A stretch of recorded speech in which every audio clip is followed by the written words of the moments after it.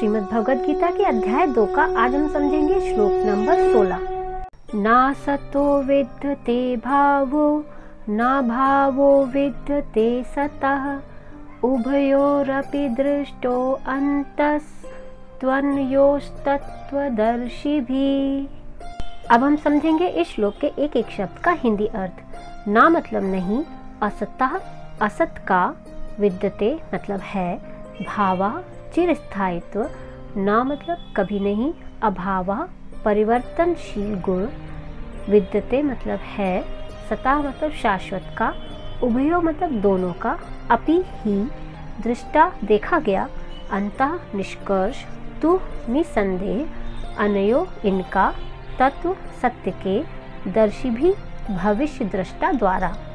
हिंदी अनुवाद। तत्वदर्शियों ने यह निष्कर्ष निकाला है कि असत यानी कि भौतिक शरीर का तो कोई चिरस्थायित्व नहीं है, किंतु सत यानी कि आत्मा अपरिवर्तित रहता है। उन्होंने इन दोनों की प्रकृति के अध्ययन द्वारा यह निष्कर्ष निकाला है। तात्पर्य, परिवर्तनशील शरीर का कोई स्थायित्व नहीं है। आधुनिक चिकित्सा विज्ञान ने भी यह स्वीकार किया है कि विभिन्न कोशिकाओं की क्रिया प्रतिक्रिया द्वारा शरीर प्रतिक्षण बदलता रहता है। इस तरह शरीर में वृद्धि तथा वृद्धावस्था आती रहती है, किंतु शरीर तथा मन में निरंतर परिवर्तन होने पर भी आत्मा स्थायी रहता है। यही पदार्थ तथा आत्मा का अंतर है। स्वभावतः शरीर नित्य परिवर्तनशील है और आत्मा शाश्वत है। तत्वदर्शियों ने, चाहे वे निर्विशेषवादी हो या सगुणवादी, इस निष्कर्ष की स्थापना की है। विष्णु पुराण में कहा गया है कि विष्णु तथा उनके धाम स्वयं प्रकाश से प्रकाशित हैं। सत तथा असत शब्द आत्मा तथा भौतिक पदार्थ के ही घोतक है। सभी तत्वदर्शियों की यह स्थापना है। यहीं से भगवान द्वारा अज्ञान से मोहग्रस्त जीवों को उपदेश देने का शुभारंभ होता है। अज्ञान को हटाने के लिए आराधक और आराध्य के बीच पुनः शाश्वत संबंध स्थापित करना होता है और फिर अंश रूप जीवों तथा श्री भगवान के अंतर को समझना होता है। कोई भी व्यक्ति आत्मा के अध्ययन द्वारा परमेश्वर के स्वभाव को समझ सकता है।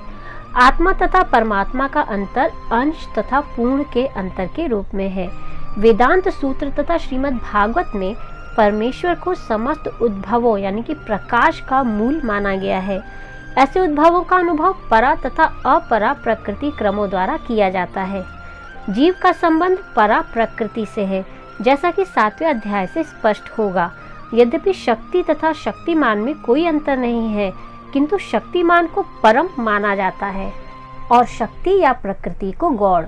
अतः सारे जीव उसी तरह परमेश्वर के सदैव अधीन रहते हैं, जिस तरह सेवक स्वामी के या शिष्य गुरु के अधीन रहता है। अज्ञानावस्था में ऐसे स्पष्ट ज्ञान को समझ पाना असंभव है।